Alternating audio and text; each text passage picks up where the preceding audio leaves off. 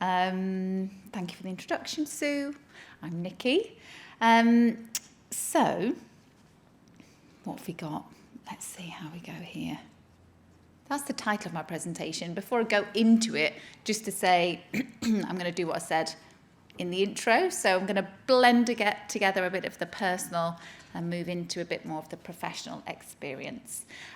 Because like so many of us, it's our personal experience that leads us to do what we're doing professionally. So, I was hoping I was just going to be slick. Oh, connection lost. Okay. Oh, it's a picture. Who's that? My brother and I laugh about this photo because his head looks massive compared to mine. I love this photo. But what I will say is in this photo, there are some shadows.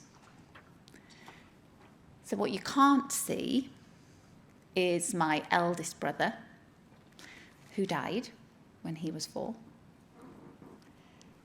What you can't see is my mum, very much grief-stricken behind the camera. What you can't see is my dad, because he was never there. So, I decided, this is me again, by the way, some years later, I hasten to add. I know my head looks massive this time. Well, that's fine. I decided I was going to approach birth by, and I'm going to swear now, my apologies, by meditating the shit out of it. I remember saying that to my colleagues. It's going to be fine, I'm just going to meditate, it's going to be fine. You know me, you've all seen me, haven't you, in your wards. Let's say that didn't work. Not a very reliable technique. Like many people who having their first, very, very long latent labour phase, very, very tough, lots of back and forth to the hospital. But here I am with Thomas in my arms after vaginal birth. And again, there's some can't sees. So what you can't see is that I felt like someone had just shoved 2 hands up inside me to stitch up my hemorrhaging. I remember them saying, oh, it feels a bit like we're doing the washing up inside you, doesn't it? Ha ha. Funny. Not funny. So I was so wired. I didn't sleep for the best part of 3 days. And then after 3 days, whilst I was still waiting for a blood transfusion, because as one locum told me, they like to save money on blood transfusions here. So you don't quite meet the criteria, so we haven't given you one yet.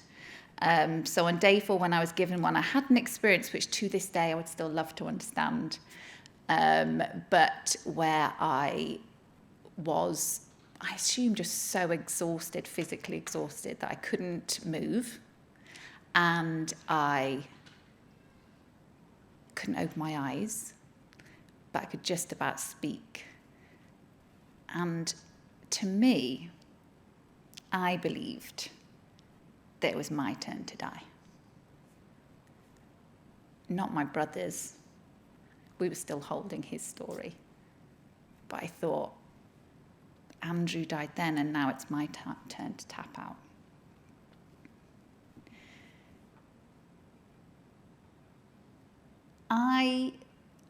This speaks for itself, doesn't it? This slide. Because so often we can't see. And so often people don't disclose. And so often people don't know until they reach the peak of their vulnerability and decide to become parents, that some major collisions of your past life and your new life can come together and cause you to essentially implode. Hands up, have you seen this one before? It's a really good one. Yeah, great. A few of you.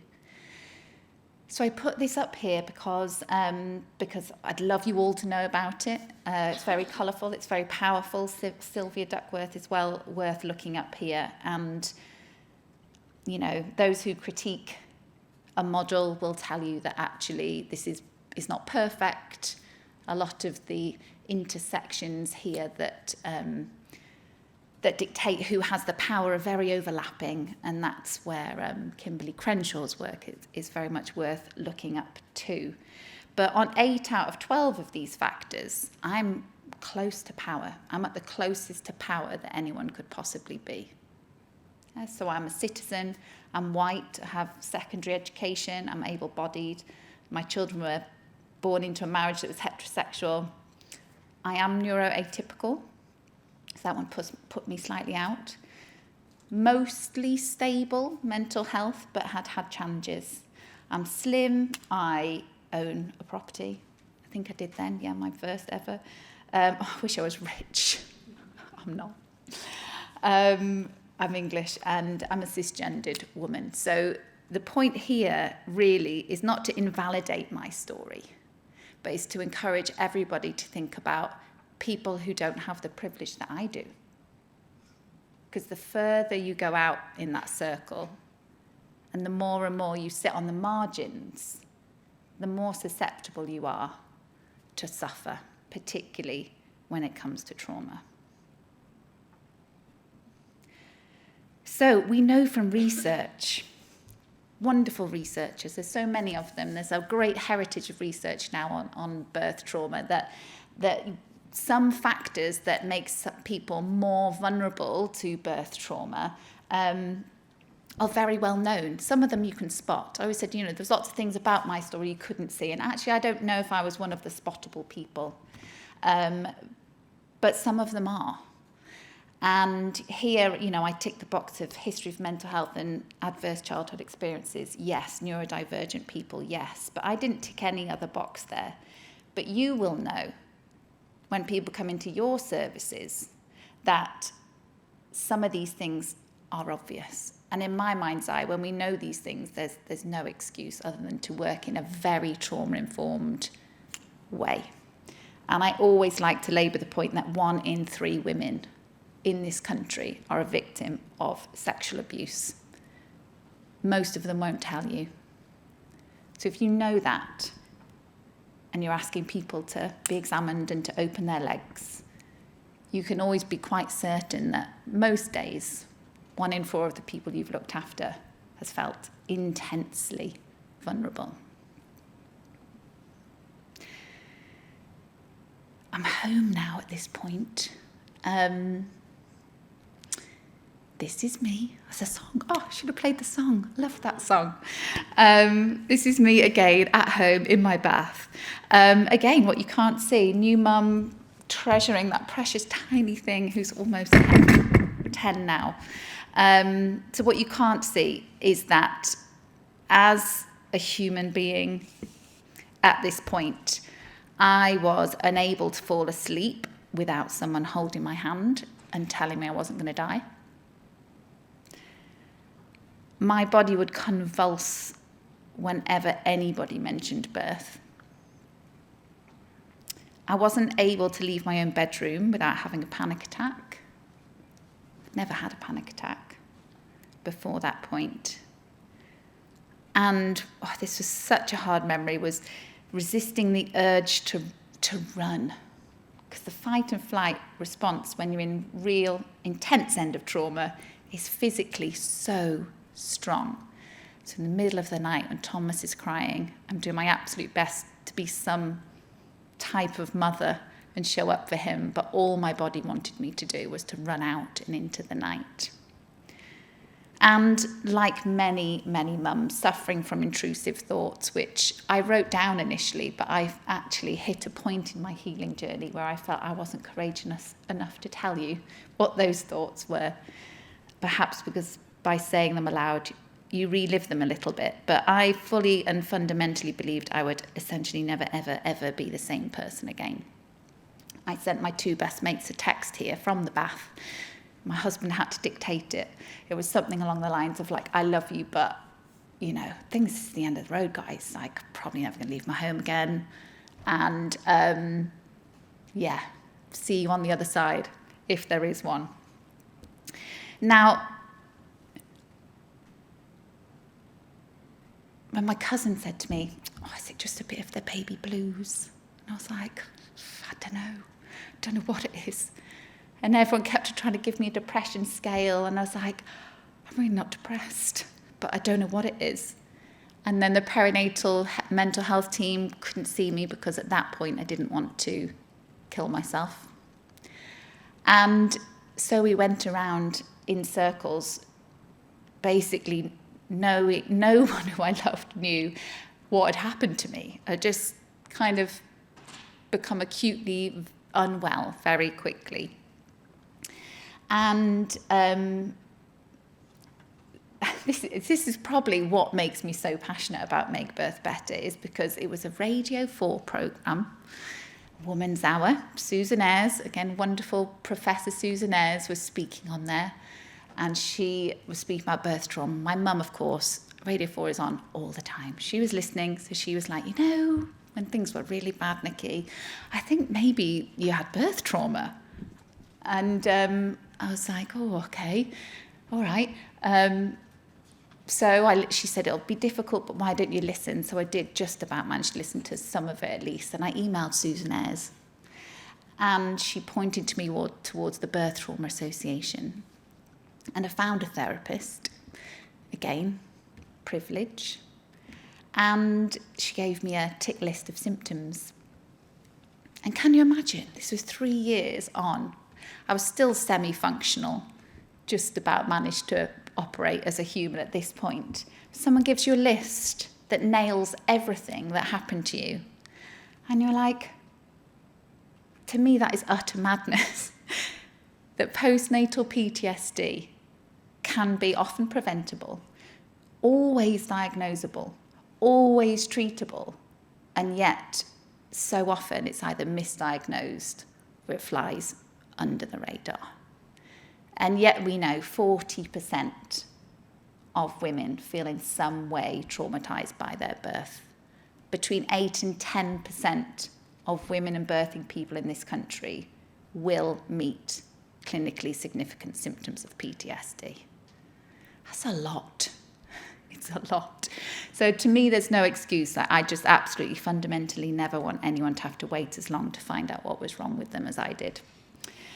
So birth trauma, often we say it's not the most useful phrase, actually, because when you put the words birth and trauma together, we can get that, can't we? We can, of course, getting a baby out your vagina or out the sunroof, as I like to call it, sounds like it could potentially be traumatic. So yeah, birth trauma, that makes sense. But actually, what you find, and you will find in your practice all the time, is when people try and pinpoint their trauma, they're often not talking about the birth itself.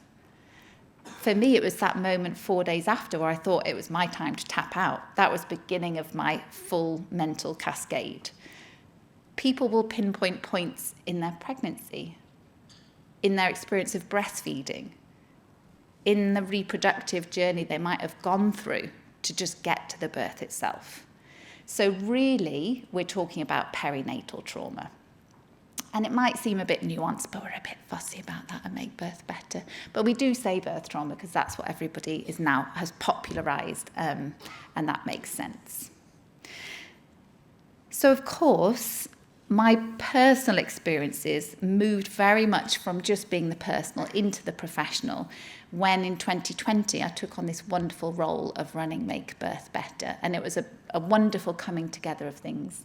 And I will tell you that in 2020, 6 years on from my postnatal PTSD, I honestly did not believe I would have the mental strength to do this job. And yet, that very naff phrase, we're all stronger than we know. We really are. Because here I am, standing up, just telling my story, and we're all right. And I'm not going to implode. And we do absolutely have capacity to heal, again, if the odds are in our favour. So who are we? So we're actually about 5 years old now. We're co-founded by Dr. Emma Svanberg and Dr. Rebecca Moore, a consultant psychiatrist and a perinatal psychologist. And essentially what happened is Emma put a post on Instagram to explain the difference between PND and PTSD. And she had this huge influx of responses. these kind of, wow, thank you, that just helps to make sense of so many things for me. So many people misdiagnosed and not understanding what birth trauma is.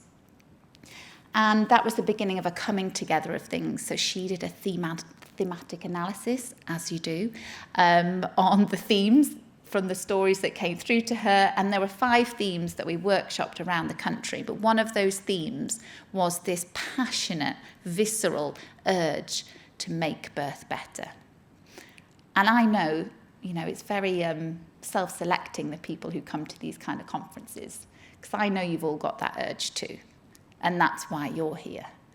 So really what we're about is bringing together those change makers, those people with that urge, both the parents and the professionals, to work together to end suffering from birth trauma. So what I wanted to share with you is 5 things that in the last 3 years stand out to me as things I have learned as my experience has moved from just being about the personal into being about the personal and the professional. It's really hard to pick 5. Now, this next slide we have heard multiple times today, so I will not labour any of these points, other than to say it was great to meet Jill earlier with her work on the Remain study. But we see this moment when we start talking to parents about professionals, parents who understandably, as part of their trauma response, are looking for someone to blame, who are angry, who are struggling.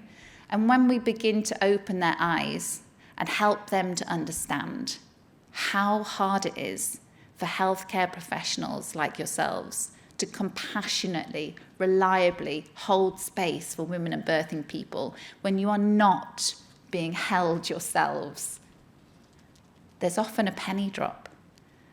I had it once on a podcast that someone asked me to speak on, and I could see it was a chap in this case, and he was just like, oh right. The professionals really matter too. Yes, no, they really, really, really do. So,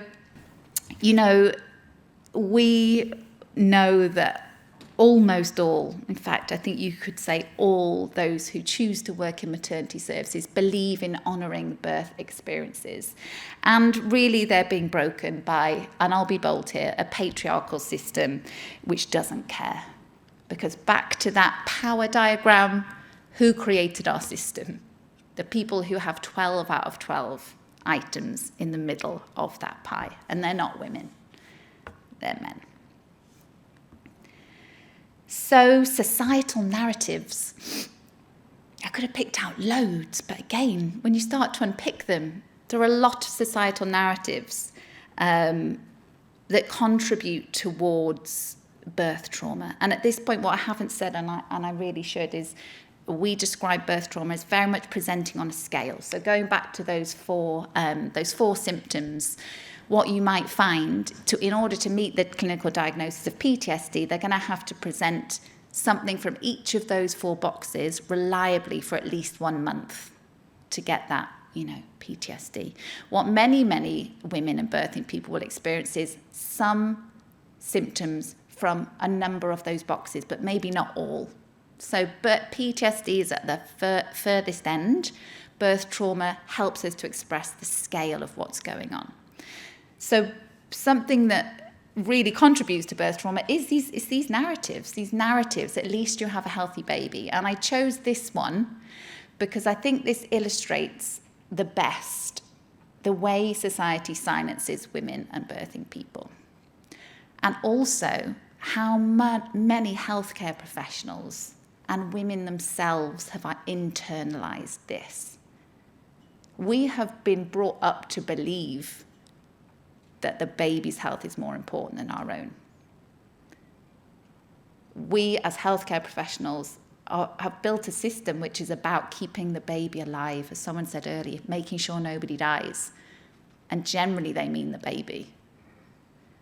So that's something for us to just really sit with. We've got a lot of work to do. That's a big narrative, and it's still very much ringing true. And I will say, language, words. This is always one of the most potent areas and poignant areas of our training, because when you hit the systemic stuff, we're talking about patriarchal systems, and she's talking about societal narratives, you can start to think, oh, sweet Jesus, really, what can we do here? Because this is big. But time and time again, when you listen to the stories of women and birthing people, what they talk about in their trauma so often is hotspot moments, and hotspot moments where trauma is caused, but hotspot moments where trauma is diminished, where it begins to heal. The moments where they are made to feel psychologically safe, cared for, seen, valid. And what struck me earlier in Jill's presentation with the March with Midwives placards, there was a statement there that said, I can't keep apologising. That's what the banner said. And yet we know that being able to apologise in a really authentic way, in a way that doesn't assume blame for you as the healthcare professional, a way that just says, I'm sorry that happened to you, I'm sorry you feel that way, is such an important part of this journey, such an important part of us learning to meet each other as humans. Because in fact, most healthcare professionals, midwives, are both that birthing person, and they are also that healthcare professional at the same time. And yet it's getting harder and harder to say sorry because of what the system is inflicting on you. When you see trauma every day, like you do in your roles, I think it's really easy to forget that trauma is in the eye of the beholder. So in my case, on my notes, what you have is an obstetrically straightforward birth. Yeah, she lost, I can't remember, 1.5 litres of blood. Baby came out, was alive, she's alive. Ops, those were all good. Came in multiple times to check, that was fine, discharged. But my trauma and my symptoms are perfectly undeniable. So we have to hold on, and we have to remember about the subjectivity of birth trauma. It may not have seem, experienced to you in any way traumatic, but if that person is telling you that that's their story, then that really matters. And the last one, go away, Google it, look on our website, our Make Birth Better model. We joke a lot about liking circles that make birth better.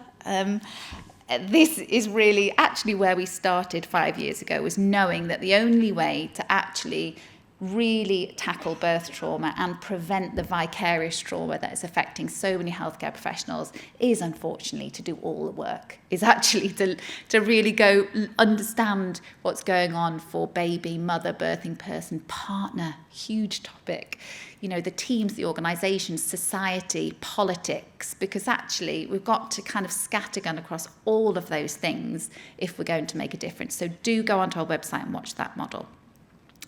And before I finish, I just want to share, this is us at Parliament a couple of weeks ago. There is a new all-party parliamentary group for birth trauma.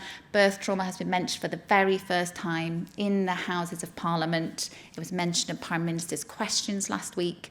And if we're going to go for all of the bits of the model, okay, if we're going to go for the outside bits as well as the central bits, it's really annoying because personally I'm not a mega fan of politicians, but we really do have to play that game, because to solve the issues around not enough cash in the bank, not enough people on the floor, we have to be playing at politics. So this is really hopeful, this message. I sustained my, I unbeknownst to me, was suffering with postnatal PTSD in 2014. And that was the year that NICE introduced birth as a potentially traumatic event. It took them a long time. Didn't believe that it could be traumatic, certainly in the early 2000s. And in this short period of time, if I need to update the year on this slide, so much has happened. And I know we get bogged down by where's the change, we need to see change. Change is not happening often enough, but certainly looking just in the lens of birth trauma, in those 9 years since I had my son, it's remarkable how much this is on the agenda, increasing, and we're understanding the role that birth trauma plays. to so many women, and has done to so many women who have come before us, and before that too. So join the fight. We would love you to join us at Make Birth Better. I'm on the maternity and midwifery hour tomorrow, but actually focuses with Dr. Rebecca Moore, our co-founder, talking specifically about actions for birth trauma prevention. Follow us on Instagram, sign up to our newsletter. That's an easy thing. So those were the three. Come on, those are the easy things I'd love you to do. If you want to do more, we have so many free resources on our website. We have a brilliant new I Need Help resource specifically for parents that know that they're not okay, but they don't know what is going on. And then we offer tons of training. I've spoke to quite a lot of people today who've done our training, and Fife as well, that we did a lot of training with last year.